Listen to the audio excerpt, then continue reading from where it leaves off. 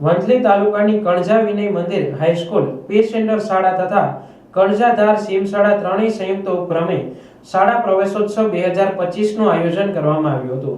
પટેલ સમાજે આ શાળા પ્રવેશોત્સવનું આયોજન કરવામાં આવ્યું હતું, જેમાં મુખ્ય મહેમાન તરીકે વંથલી તાલુકાના પ્રાંત અધિકારી શ્રી કનકસિંહ ગોહિલ ઉપસ્થિત રહ્યા હતા. ઉપરાંત ગામના સરપંચશ્રી, ઉપસરપંચશ્રી, ગ્રામ પંચાયતના સભ્યશ્રીઓ, ગામના આગેવાનો તથા વાલીઓ હાજર રહ્યા હતા. દીપ પ્રાગટ્ય કરી કાર્યક્રમ શરૂ કરવામાં આવ્યો હતો. આંગણવાડી, પહેલું ધોરણ, 9મું ધોરણ, 11મા ધોરણના વિદ્યાર્થીઓને શાળા પ્રવેશ આપવામાં આવ્યો હતો. ઉપરાંત ધોરણ 1 થી 12માં પ્રથમ ક્રમ પ્રાપ્ત કરનાર વિદ્યાર્થીઓને સન્માનિત કરાયા હતા.